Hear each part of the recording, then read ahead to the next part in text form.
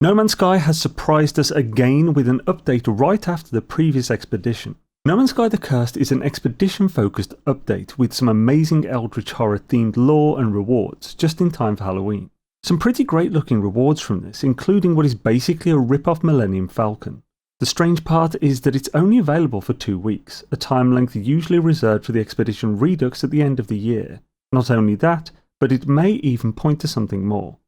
First off is the Cursed Expedition itself, said to take place in a sort of twilight realm, straddling the boundaries between one reality and the next. From this line alone, expect to have the expedition game space be similar but a little different. Scrolling down the launch post, you can see purple portals. They have actually handled this in a really cool way. Throughout the expedition, you will not have the ability to warp. Instead, you will get around via portals. The freedom of choice is hinted at, implying what we decide affects the ending of the Cursed Expedition. This isn't the first time a choice has even affected the rewards, so it'll be cool to see what trusting or remaining suspicious of the voices ultimately means. This time, instead of the usual trials of the universe, such as naturally hazardous world, we'll be focusing our response on a single, more insidious threat: the weakening of the boundaries of reality. As if we're stopping some old god from breaking its way into our dimension. We'll even be watched as we work by creepy space jellyfish, who will mostly just be watching. I need to be careful with my phrasing here, but I absolutely love the thought of wandering about and being peeped on by a bunch of aliens with space notepads. There's a mention here that as our anomaly suppressor, which should be an exosuit technology allowing us to stabilise rifts in reality, weakens, even time will begin behaving in non-linear ways. What that means as far as gameplay goes, I really have no idea, but I'm rather excited to find out. This expedition also essentially adds a very light form of potions. Before you get too excited, this just looks like 4 elixirs that will be required to craft to complete phase milestones, but the thought of adding some kind of basic potions that could apply hour-long buffs to sprint and jetpack, or even melee strength would be pretty sweet. They just need to be in the form of, say, a steroid and drug infusion that temporarily increases muscle function to match the sci-fi theme. I'd love to be able to have Gra Gra before battle. As for the rewards, we have, of course, 3 new posters, and as usual, their designs are pretty awesome.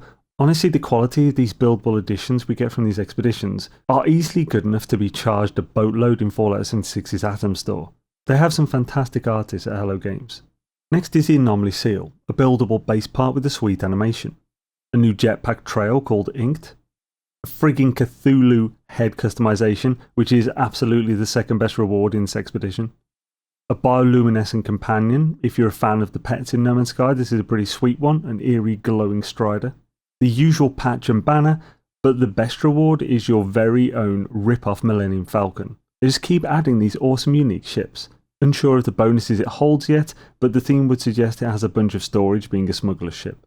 On top of the expedition, this update of course brings a bunch of fixes and optimizations. A few of particular note among the 28 additional notes are: fixed a rare issue that prevented some large saves from loading correctly. This in particular is a huge one for me, as this appears to have fixed a crash that occurred whenever I tried to load into my legacy launch day save that started a week and a half ago. Being able to use it again is fantastic. I was getting a little worried for a while. The message style for communication station messages has been improved. This one is more intriguing than anything, whether it means the overall appearance or just the font, or maybe the system itself is different. Fixed an issue that caused butterfly wing audio to be too loud. Yes, thank you. This was particularly annoying, with their fluttering on occasion becoming deafening. Increase the amount of bait given when crafting specialist bait items. This one merely justifies my decision to let the features settle before releasing my full fishing guide. Now, this is an expedition so late into the year and so close to when we'd expect the Expedition Redux to start, which is the end of November. And not only that, but it's the 5th expedition of the year. Originally we had 4 expeditions a year, then last year we had 3. Each Redux had displayed 4 expeditions. Even last year used the 4th slot to host a mixed expedition of sorts, where we had the most popular expedition from the previous years, with its rewards changed to the most popular over time.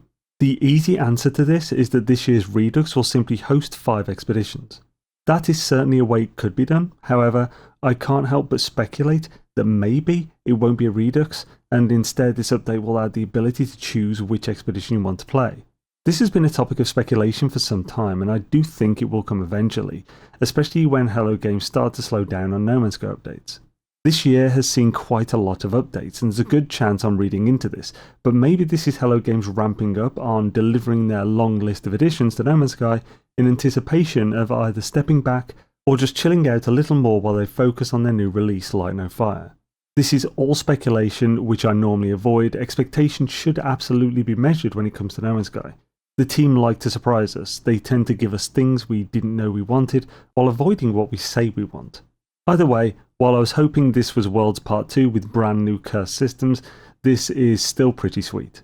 Now to assess what guides I can realistically continue working on without knowing how Worlds Part 2 is going to render them completely useless.